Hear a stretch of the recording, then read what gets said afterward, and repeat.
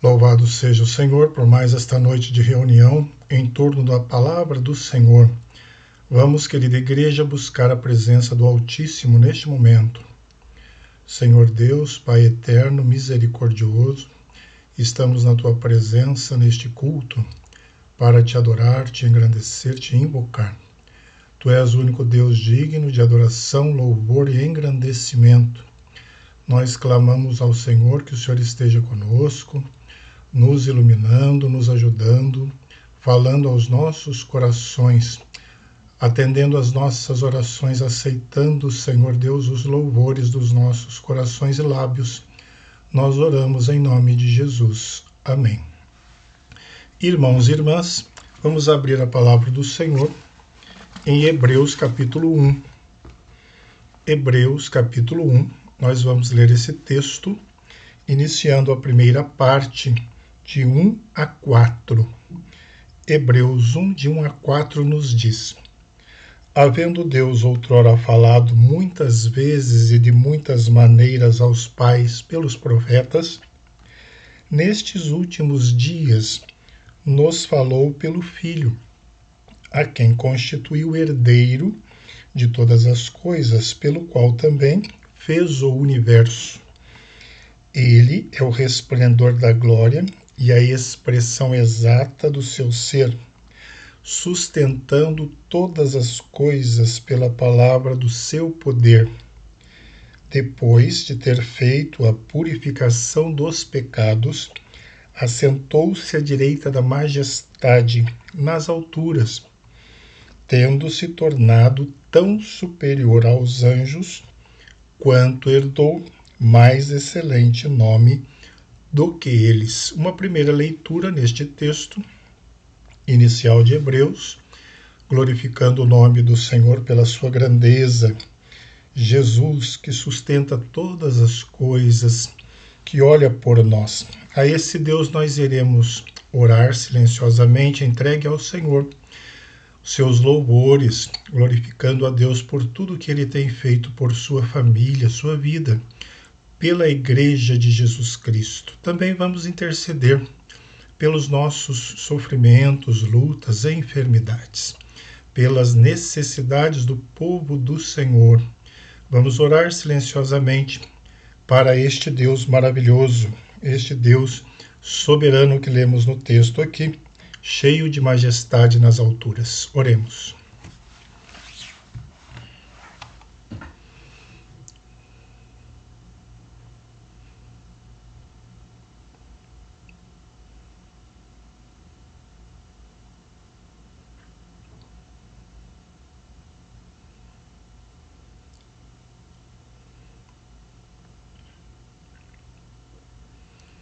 Pai eterno, Deus glorioso, Tu és majestoso e soberano. Louvado seja o Teu nome pela Tua palavra, que nos fala acerca da Tua grandeza, o único Deus vivo, verdadeiro. Glorificado o Teu nome, porque o Senhor conhece a nossa estrutura e sabe que somos pó, carecemos totalmente do Senhor.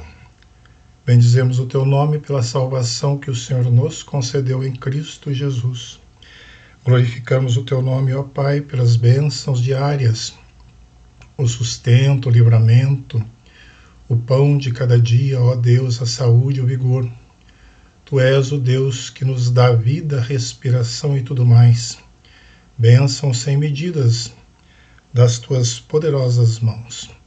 Glorificamos o Teu nome porque Tu és onisciente, onipresente, onipotente. Tu és Deus Criador, como lemos no texto. Deus que nos fez, Deus que tem misericórdia de nós.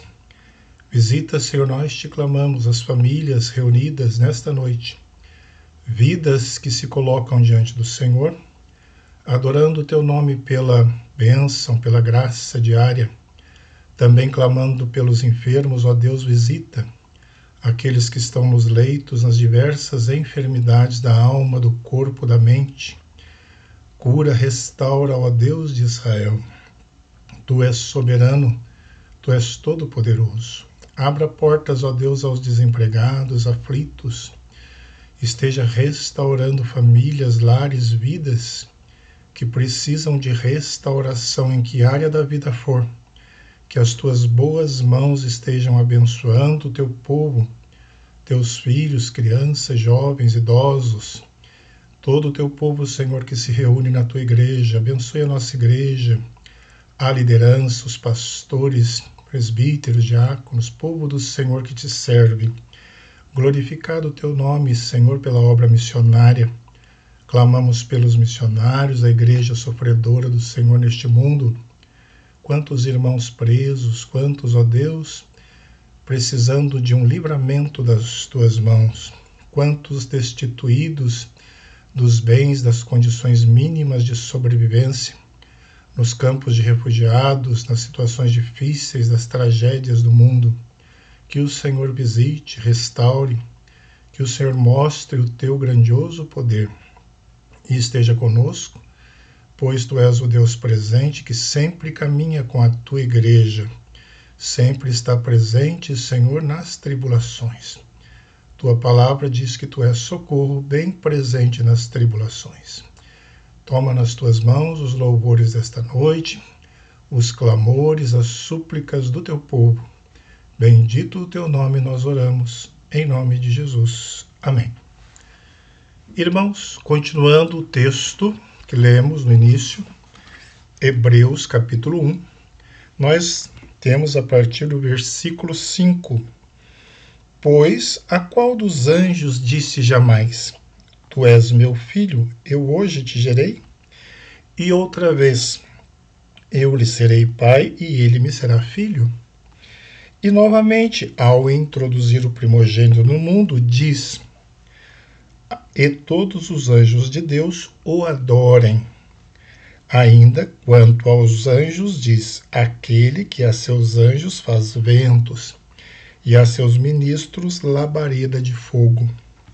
Mas acerca do Filho: O teu trono, ó Deus, é para todo sempre, e cetro de equidade é o cetro do teu reino, cetro de equidade. Amaste a justiça e odiaste a iniquidade. Por isso Deus, o teu Deus, te ungiu com óleo de alegria, e como a nenhum dos teus companheiros, e ainda, no princípio, Senhor, lançaste os fundamentos da terra, e os céus são obra das tuas mãos. Eles perecerão, tu, porém, permaneces. Sim, todos eles envelhecerão qual veste, também qual manto os enrolarás, e como vestes serão igualmente mudados. Tu, porém, és o mesmo, e os teus anos jamais terão fim. Ora, a qual dos anjos jamais disse: Assenta-te à minha direita, até que eu ponha os teus inimigos por estrado dos teus pés? Não são todos eles espíritos ministradores enviados para serviço a favor dos que hão de herdar a salvação? Texto maravilhoso do Senhor, de Hebreus capítulo 1, que nós teremos como uma das bases para o estudo desta noite. Oremos mais uma vez ao Pai Eterno. Senhor de poder e de graça, nós precisamos do Teu Espírito para que o Senhor fale conosco e nos dê a luz da Tua Palavra. Nos ajude, Senhor, nós te pedimos e te adoramos em nome de Jesus. Amém. Igreja do Senhor, Igreja de Jesus, antes mesmo de criar a terra e tudo o que nela há, Deus criou algo de que não temos muito conhecimento, exceto pelas poucas indicações que a Bíblia nos dá. Nós estamos falando do mundo espiritual. O mundo espiritual, o tema que estamos e estaremos trabalhando com os irmãos nestes breves momentos. No primeiro versículo versículo da Bíblia está escrito lá em Gênesis: no princípio criou Deus os céus e a terra.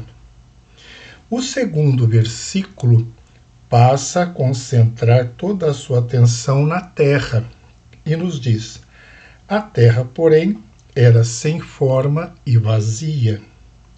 A partir daí, pouco se fala sobre o céu, apenas no primeiro versículo. É interessante isso, pois, de alguma forma, a criação do mundo espiritual está incluída no primeiro versículo. O livro de Jó dá a entender que os anjos foram criados antes que a terra fosse feita. Nós lemos lá em Jó: onde estavas tu quando eu lançava os fundamentos da terra? Dize-me se tens entendimento. Quem lhes pôs as medidas, se é que o sabes? Ou quem estendeu sobre ela o cordel? Palavras do Senhor. Sobre que estão fundadas as suas bases e quem lhe assentou a pedra angular? Quando as estrelas da alva juntas alegremente cantavam e rejubilavam todos os filhos de Deus?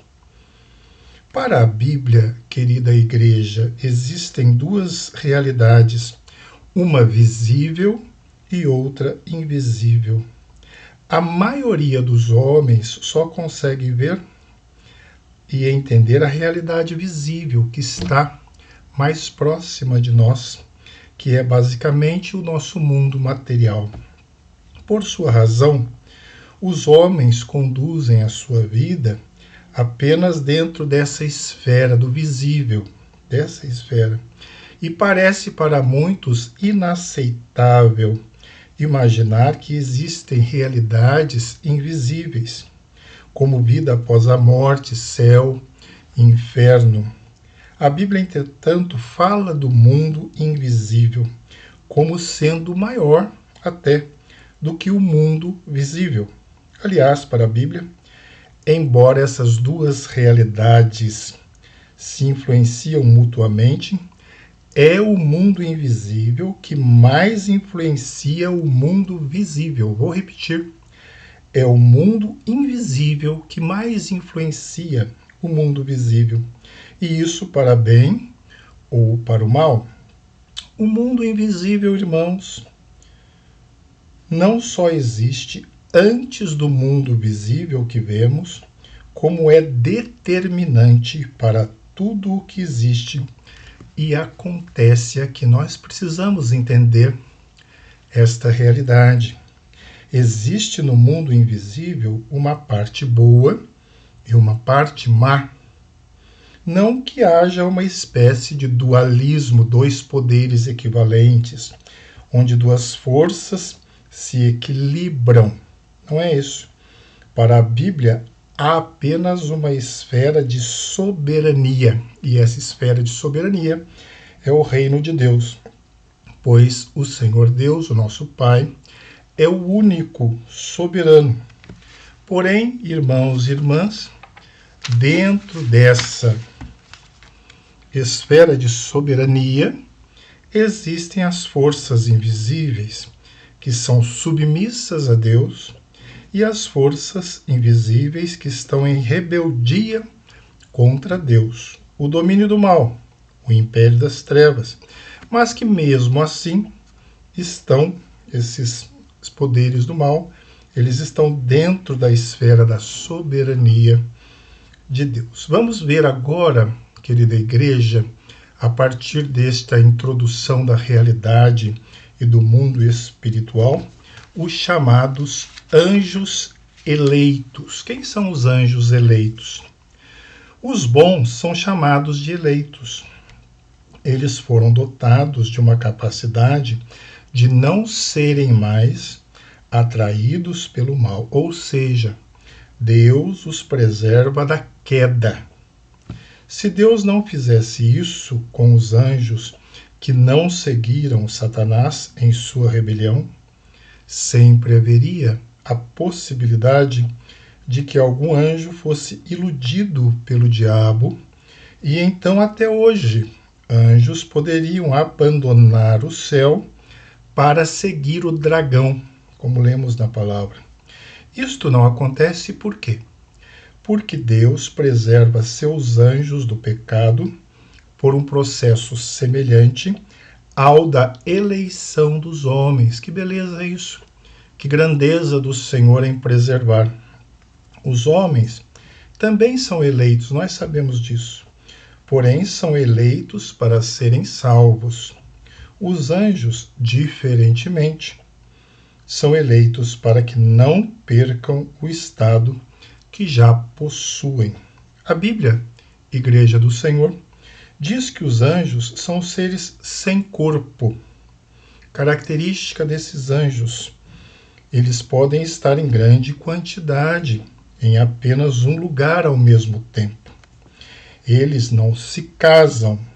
Os anjos são seres racionais. São extremamente numerosos. Vejam as qualidades, as características desses anjos.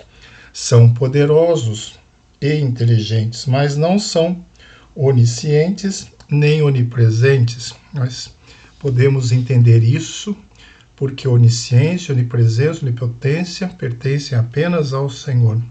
Apenas 2 anjos recebem nomes na Bíblia: Gabriel e Miguel. Esse último é chamado de o arcanjo, que literalmente significa o principal anjo. Ele é o comandante dos exércitos celestiais. E já atuava no Antigo Testamento, defendendo o povo de Israel das hostes malignas e invisíveis. Nós lemos, por exemplo, em Daniel 10 isso. Estes elementos bíblicos a respeito dos anjos nos mostram que há uma grande diversidade em relação a eles e que estamos no assunto que pode gerar também muitas especulações, mas nos basearemos apenas na palavra do Senhor para mostrarmos essa realidade. Irmãos, os anjos têm muitas funções.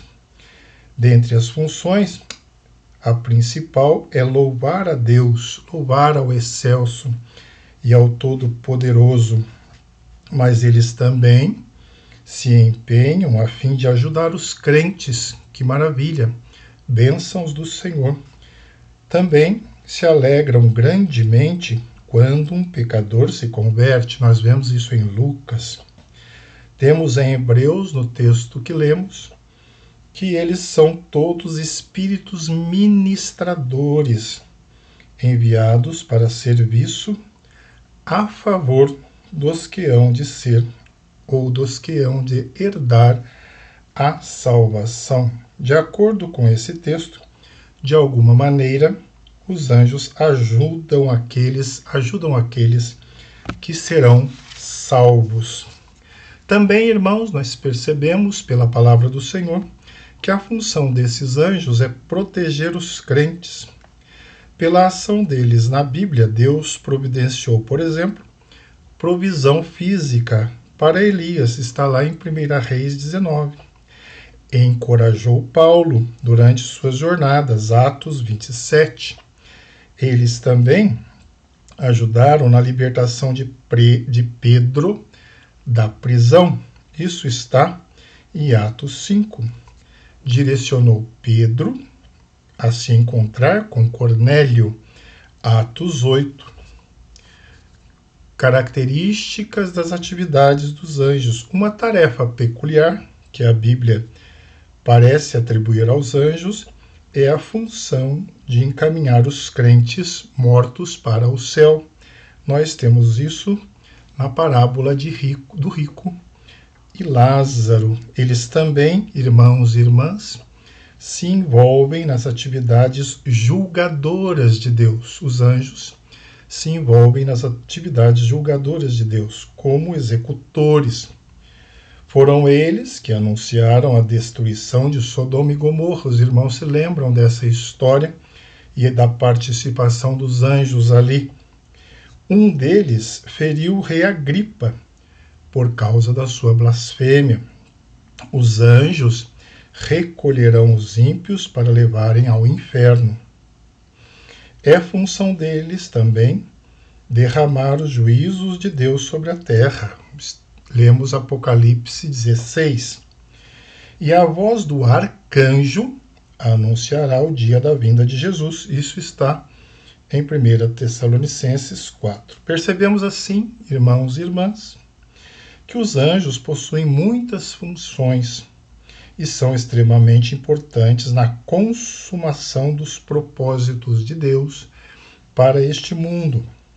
Embora não possamos vê-los e nem precisemos, podemos ter a certeza de que eles estão sempre próximos, agindo em nosso favor, seguindo as ordens de Deus.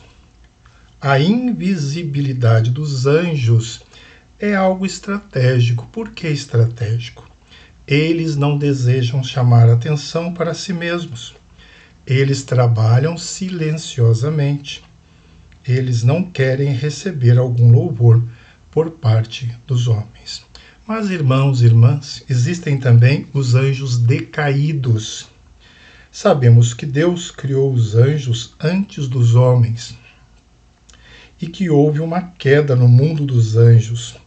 Essa queda provavelmente aconteceu após o término da criação, uma vez que a Bíblia diz que ao terminar a obra, viu Deus tudo quanto fizera e eis que era muito bom.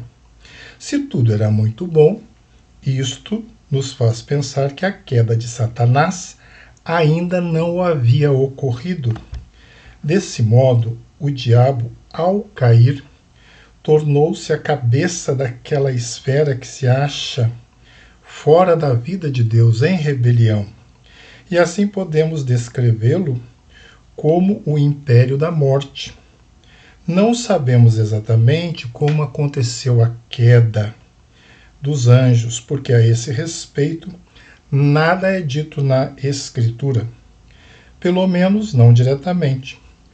Porém, algumas deduções são possíveis de serem feitas a partir de textos indiretos. Sabemos apenas que, de alguma forma, um grupo de anjos